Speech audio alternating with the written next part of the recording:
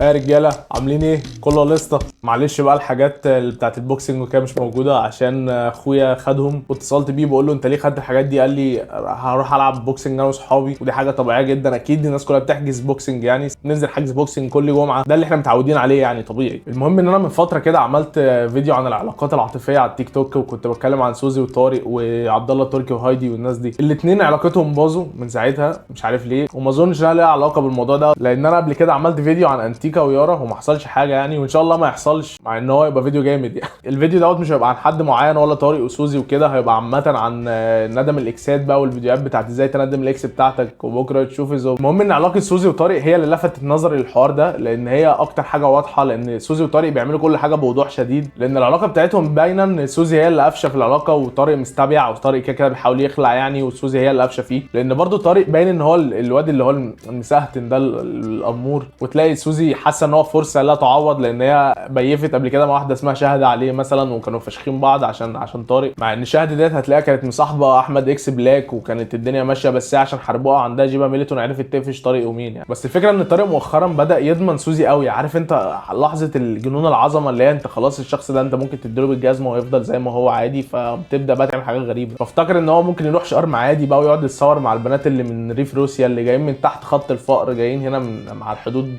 بطريقه غير شرعيه اساسا.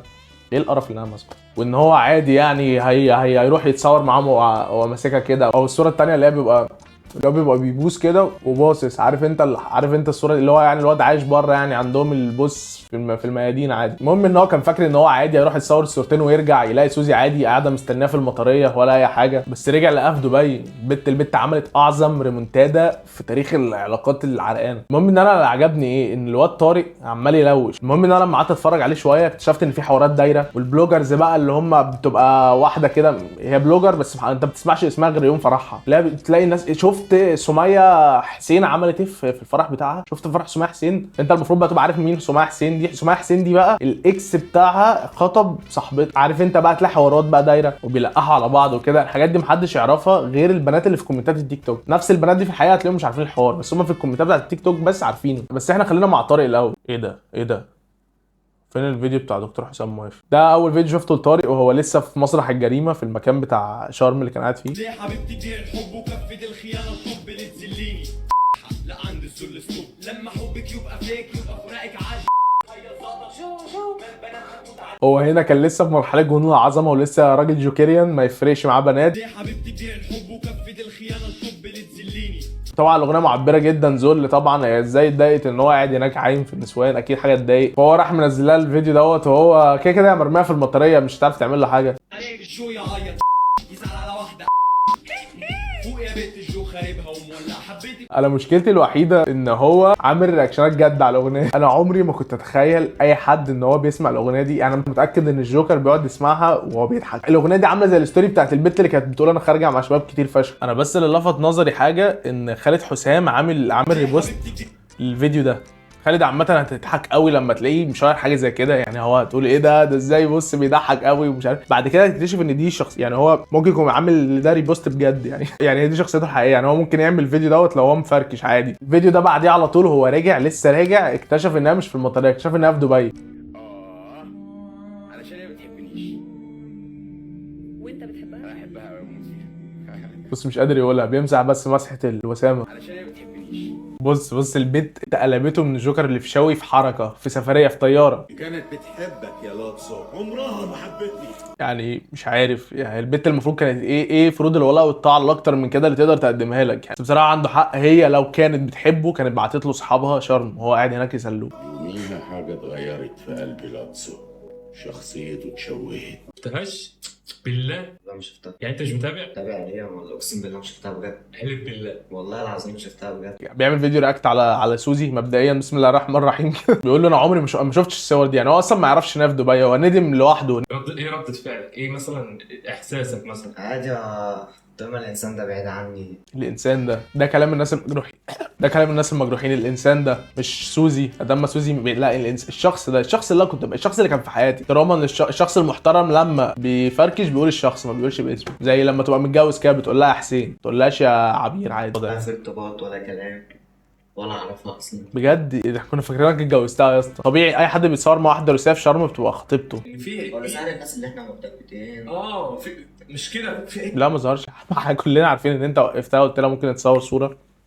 عيال صغيره بتتفرج عليك. يعني انت مثلا دلوقتي مثلا اما مثلا يكون مثلا انا عايز اعرف الراجل ده ايه حوار، يعني ايه مشكلته؟ مش كده، في عيال صغيره بتتفرج عليك. يعني انت مثلا دلوقتي مثلا اما مثلا يكون مثلا حد 12 سنه شاف مثلا طارق حب سوزي قديم خانه وراح طلع مع واحده مثلا. الحوار احنا بس مجتمع. لا انا نزلت. يا ابني انت مش عارف تحدد، انت بتحاول تقول حاجه هادفه مش حقيقيه. بص فؤاد مجدي اصلا، فؤاد مجدي الاكونت بتاعه كله هو فيديو رياكت، هو وطارق كان بيحاول يعني ايه يجيبها بطريقه غير مباشره ان هو ندمان، فجاب واحد قال له بقول لك يا اسطى ممكن تبقى بتعمل فيديو رياكت. طبعا ده اسهل حاجه، اي حد دلوقتي فاضي بيعمل فيديو رياكت. الواد قال له خلصانه، وهم الاثنين قاعدين بقى بيعملوا فيديو رياكت على سوزي. عامه شايف ان دي فكره حلوه، يعني دي فكره يعني نورت في دماغي. انا ممكن لو اي حد ضايقني اعمل معاه فيديو رياكت. يعني انا لو في مره مصاحب واحده عملت معايا كده الصراحه انا ممكن اعمل عليها فيديو رياكت.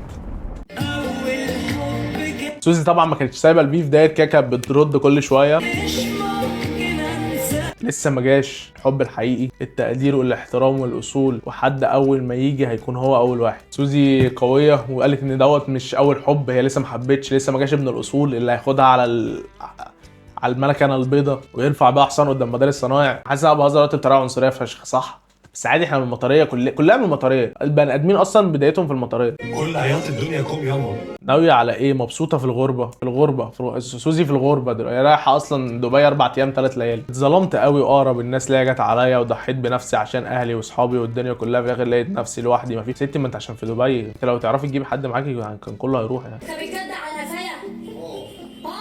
الشارع اللي وراه ده انا راح اعمل لك الواد ده بقى، الواد اللي طالع مع سوزي دوت محتواه عباره عن ايه؟ الوداع واقول له ايه؟ اتنين متخزوقين. شفت انت لما بيبقى التيك توكرز مع بعض في مكان مثلا عيد ميلاد مداهم، هو ده المتخزوقين برضو بياخدوا. انا مش مصدق انا بقول متخزوقين اصلا. اتمنى ان ريد بول تعمل ايفنتات بعد كده المتخزوقين، كل الناس المتخزوقين يروحوا يقعدوا. يعني الواد ده اول فيديو شفته له كان بيعيط وبيحكي قصه ان هو اتساب يعني.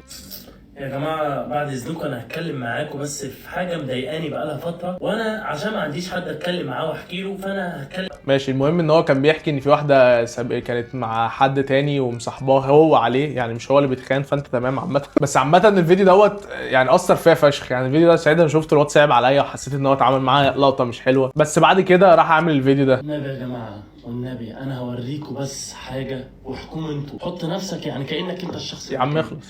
انا واحدة بحبها دلوقتي ده الفيديو اللي بقى واحده بتساله انت ازاي طيب كده، راح حاكي الحوار تاني من الاول. فهو لحد دلوقتي هو الراجل باين ان هو متاثر ومتضايق، ودي حاجه يعني تخلينا نتعاطف، ما تخلي اي حد يتعاطف معاه. بس من ساعتها بقى هو ما حلش بقى، وفجاه امك تسالك عنها. مفيش اخبار عن فريده؟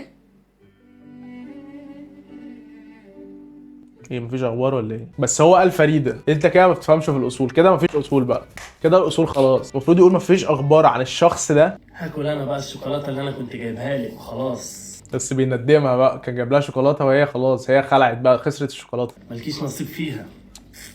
بالله بقى. اسوأ حاجه في الدنيا ايه؟ ان انت تفضل تحب انسان. بس على كده بقى، على كده مدى الحياه بقى، هو المحتوى من ساعتها كده.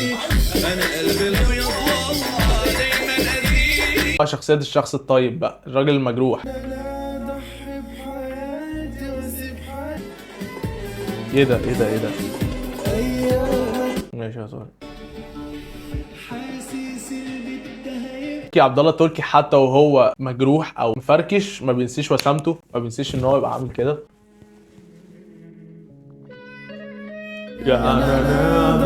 ساكن البيت غلط فحق صاحب البيت وصاحب، وده شعر مثلا يعني. ساكن البيت غلط فحق صاحب البيت وصاحب البيت ولا قادر يمشيه ولا قادر يخليه، مع ان صاحب البيت اتنازل عن مشاكل كتير قوي في البيت عشان بيحب البيت، فاهمني؟ اصلا ما في بيت.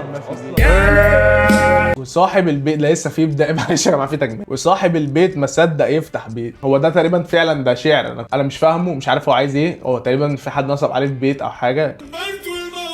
هايدي، يبقى هايدي رد هايدي. لحظه ادراك اني كنت بختار الوان الشقه، ده هما الاتنين كان عندهم مشكله على الستاير او حاجه. لحظه ادراك اني كنت بختار الوان الشقه ودلوقتي لسه هتقل ايه لونك المفضل. ماشي بص يا دي بقى ملكه، بس هي دلوقتي مشكلتها الوحيده ان هي هتعيد بقى الهريه دي من الاول بقى، لونك المفضل برجك، انا شفتك بالصدفه في الزمالك. هو دايما كده عامه بتلاقي البنات ايه، ناس عمليين اكتر. هي دلوقتي مشكلتها في المجهود اللي هي بذلته مش اكتر من كده. التاني بقى عايش في الجحيم بقى، عايش في جحيم الوعي بقى، راح البيت هدوا البيت اصلا ما في بيت.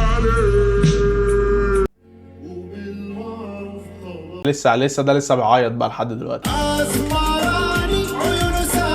لو حد ما يعرفش قصه الراجل الاسمراني ده، بالاخر البلوجر الشهيره اميره قول لي بقى انك ما تعرفش اميره بقى. اميره اتخطبت للراجل ده الاسمراني اللي عيونه سمرا بجد. هي عرفته منين؟ كانت بتحضر خطوبته على صاحبتها، فبعد ما صاحبتها هي بتقول كده يعني بعد ما فركشوا هي اتخطبت له. انا مش مصدق ان انا بحكي حاجه زي كده، اقسم بالله العظيم حاجه تعر يا اخي. ففي بقى حوار داير، انت ازاي بقى تخطبي خطيب صاحبتك؟ بص هي كانت واقفه هنا وهو في خطوبته، هي واقفه اهي. المهم يعني ان الاتنين بقى فاشخين بعض على التيك توك عشان الراجل اللي شبه عفروتو ده. طبعا ملهاش علاقه بالشكل، هو الراجل ممكن يبقى بيغني راب حلو مثلا. مده التخطي خدت وقت اكتر من العلاقه نفسها. ايه يا اسطى ده انت بتتخطى ولا ايه؟ فعلا وشك شكله بيتخطى. ضحكة الكسرة، عارف انت ضحكة الكسرة لما اللي هو خلاص انت فهمت بقى، انت فهمت كل حاجة. بص هو هنا بيعمل كده، هو هنا يا جماعة اكيد بيعمل كده اهو. بص المهم ان انا الراجل ده لما دخلت عنده اكتشفت ان هو كل فيديوهاته ليها علاقه بالحوارات دي. بص تعرف ان في وسط كل اشخاص في واحد لسه بيكلم الاكس. كل الناس بترتبط وتتخطب وتتجوز، وانا ماليش غير صاحبي اللي بيبعت لي ريز طول اليوم. صاحبك المنغولي لما تنزل ديت معاها وهي لسه بتعمل موف اون، وانا بحكي لصاحبي هتعامل ازاي مع الاكس. الواد ده بقى الاكونت بتاعه كله الاكس بقى يا جماعه، الاكس البيست فريند، الارتباط، الحب، ريد فلاج، التوكسيك، كل بقى المصطلحات بقى دي. هو بيتارجت ان هو يبقى عنده اصغر سن ممكن بالبنات. يعني لو في بنت عندها 14 سنه عملت لي فولو بالنسبه له كده مش عايز ملفات عندي. منى ايهاب وحربي اتخطبوا، عملت فيديو قلت ان منى ايهاب وحربي اتخطبوا واثبت لكم ده ازاي. بص ده الفيديو بتاعي بالظبط، ده نفس الفيديو اللي انا بعمله دلوقتي يا جماعه. سوزي وطارق ومش عارف مين ومين، حاجات محدش مهتم بيها ولا حد يعرف هي ليه اصلا بتحصل. هو ده الراجل. بص الواد شبهي اصلا. بوست كمان زي ما انتم شايفين كده. استنى هو سكت في المونتاج ابقى احط صوره. منى ايهاب وحربي عملوا ريبوست زي ما انتم شايفين كده. الواد ده انا لو كنت لو ما كنتش عملت تشانل يوتيوب وكنت عايش في الغربيه. منى طه ومحمد دسوقي سابوا بعض ونيار منى من البكاء واتنقلت على المستشفى. وجنون عبد الله التركي شمت الناس من البكاء واتنقلت على المستشفى على طول. يا اسطى انت ليه ما ظهرتليش في اول الفيديو؟ انا كنت ممكن اعمل فيديو كله كده اللي هو ايه، سوزي سافرت دبي، طارق ندمان، عبد الله التركي بنقول لك لا كان لازم يحمر لك يا جماعه ثانيه. هو مش مثبت الصوره، ده هو عامل كده لحد ما تخلص. بص هو بيتحرك وبيتنفس، ده هو عامل كده حضرتك. والد الواو عمل حادثه كبيره وردة فعل ملل. والد الواو راح المستشفى وده شكله وهو في المستشفى. انت اعلامي على فكره يا اسطى، انت بتتكلم زي الشافعي. مساء الخير يا جميع. معانا مشجعين نادي ليفربول الانجليزي وباريس سان جيرمان الفرنسي وبايرن ميونخ الالماني وروما الايطالي. انت شهاب وميكي سابوا بعض، ده حاجه قديمه احنا عارفين. شهاب وميكي، بس ايه الجديد بقى؟ شهاب وميكي سابوا بعض. تعالى وانا اقول لك. ميكي بدات تلقح على شهاب ولقيتها منزله الصوره دي وملخص اللي هي كاتباه انك ما تضحيش بنفسك عشان خاطر حد وانك تحب نفسك اكتر من اي حاجه. يا اسطى والله العظيم ما بهزر، انا هقول حاجه مش عنصريه تماما، بس انا يا اسطى صعبان عليا ان اللهجه دي ده اللي شاغل حياته. الناس تقول لك العيش بيغلى ليه؟ عشان مفيش قمح بيتزرع. طول ما في فقر الناس هتبيع لحمها.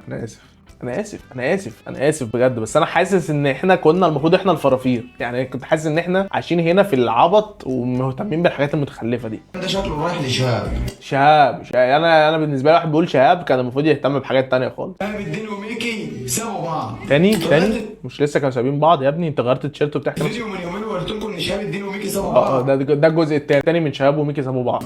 وساعتها جاله انتقادات كتير وكومنتات كتير سلبيه، لا وكمان اتشتمت. كمان ليه يا جدعان؟ ولا كلمه حق اليومين دول يتشتم؟ شهاب وميكي سابوا بعض، يعني نخاف ولا ايه يا جدعان؟ ميكي سابت شهاب، ميكي اللي سابت شهاب يا عبيط، مش انت، انا بتكلم في المطلق. ايه يا جدعان الرعب اللي الواحد عايش فيه ده؟ ميكي اللي سابت شهاب. لازم نعرف المسميات صح عشان نعرف مين هيقول على التاني شخص. هرجع اقول لك شهاب وميكي بيشتغلونا يا عم، انا وانت اهو نشوف من الصح. شهاب وميكي يا جماعه بيشتغلونا ولا سابوا بعض بجد؟ مش عايزين حوارات بقى في الحوار ده يا جدعان، حساسه ومش عايز حد يقول لي يفتي، محدش يفتي لو سمحت، عشان لو ما سابوش بعض انا مش هاكل ملوخيه النهارده. وعشان تعرفوا ان كلامي كان صح ركزوا معايا واتفرجوا على الفيديو للاخر.